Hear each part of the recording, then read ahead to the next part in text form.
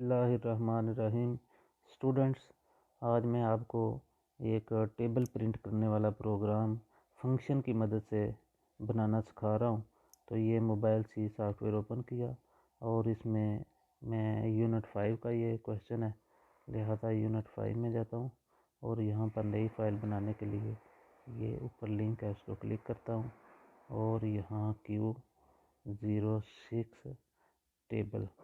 Table बनाने का programme है। तो ये मैंने लिखा, क्योंकि पहले भी मैंने एक बनाया हुआ है तो मैं इसको टेबल 1 कर देता हूँ। इनके एंटर करते हैं और यहाँ पर हैश इंक्लूड डालेंगे तो ये ऑप्शन आ जाते हैं, इनके अंदर लिखते जाएं STDIO और उसके बाद MA लिखेंगे तो पूरा प्रोग्राम का स्ट्रक्चर आ जाता है, जिसको ऐड कर लें। और इसके बाद अब हमने क्योंकि फंक्शन बनाना है तो फंक्शन एक कोई ऐसा हमने बनाना है जो टेबल प्रिंट करे। तो मैं यहाँ इसका लिख देता हूँ प्रिंट टेबल, ये नाम मैंने लिख दिया अपने फंक्शन का। और इस फंक्शन की जो रिटर्न टाइप होगी वो कुछ नहीं होगी, यानी कि ये वाइड होगा, वाइड कुछ भी वैल्यू रिटर्न नहीं करेगा, सिर्फ हमारा टेबल प्रिंट करेगा। लेकिन इसके ये पैरामीटर्स इसके होंगे, पैरामीटर 2 होंगे इंट टाइप के, ये ले रहा होगा। जैसे कि मैं यहाँ पर लिख देता हूँ T और कामा डाल के दूसरा पैरामीटर टेबल की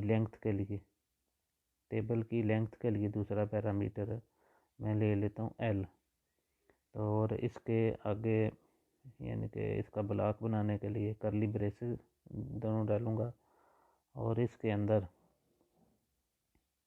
हम लिखेंगे कि फॉर लूप लगाएंगे और इस फॉर लूप के अंदर int i is equal to 1 ले लेते हैं और इसी के ऊपर कंडीशन लगानी है हमने, i इज़ लेस और इक्वल टू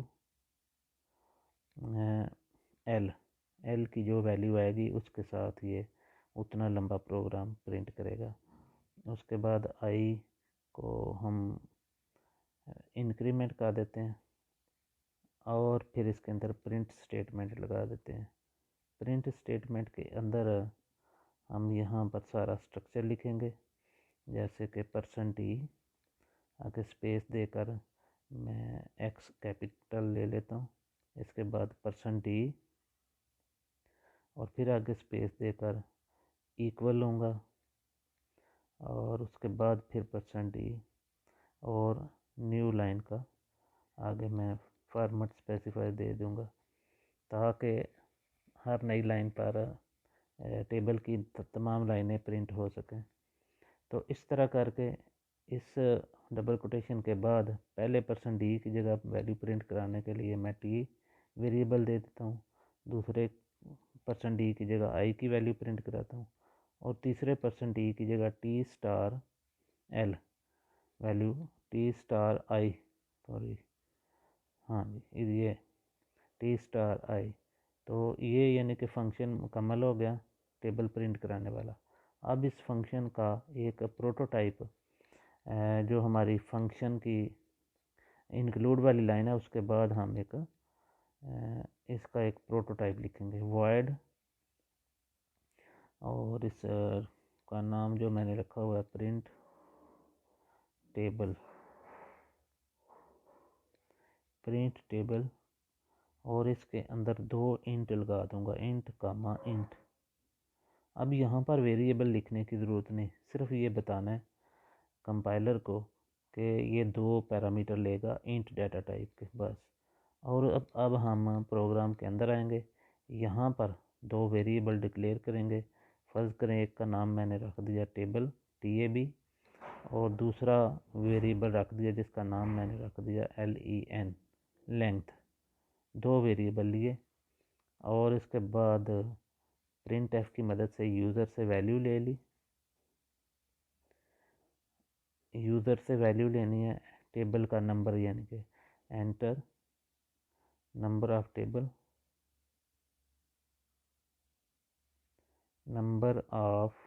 टेबल, टेबल का नंबर ले लिया यूज़र से, और फिर स्कैन एफ की स्टेटमेंट के अंदर हम एंड के सिंबल में TAB टैब की वैल्यू प्रिंट कराएंगे, और यहाँ डबल कोटेशन के अंदर भी %D लगाना होता है।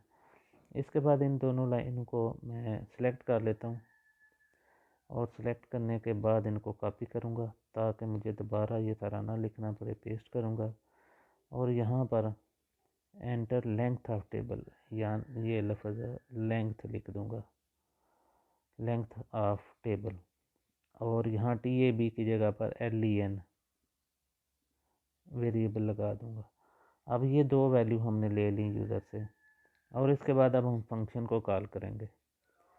तो फंक्शन जो है वो हमारा है प्रिंट। ये देखें, ये इसको हमने कॉल किया। अब इसको पहली वैल्यू जो है वो हम देंगे TAB की, और दूसरी वैल्यू देंगे इसको हम LEN की। दो वैल्यू इसको सेंड करेंगे। उन दो वैल्यू को फंक्शन वैल्यूज लेकर तो हमारा प्रोग्राम प्रिंट कर देगा। तो ये देखें जी, प्रोग्राम हमारा मुकम्मल हो गया। अब मैं इसको आपको रन करके दिखाता हूँ। देखें जी, रन किया, रन करने पर दो वैल्यू ले रहा है। फर्ज करें मैं 5 दे देता हूँ, और दूसरे नंबर पर मैं इसकी लेंथ 15 दे देता हूँ, और एंटर प्रेस करता हूँ तो ये पूरा टेबल प्रिंट कर रहा है। अगर मैं इसको दोबारा प्रिंट कराता हूँ, यानी कि पहले अब मैं 7 ले लेता हूँ और 8 तक लेंथ इसकी देता हूँ, तो ये देखें 7 का टेबल 8 तक इसने प्रिंट कर दिया। तो इस तरह से स्टूडेंट्स हम फंक्शंस को इस्तेमाल करके, यानी कि प्रिंट टेबल का एक यूज़र डिफाइंड फंक्शन खुद से बनाया, और उसको दो वैल्यू पास करनी है। उन दो वैल्यू को लेकर वो हमें सारा टेबल प्रिंट कर देगा।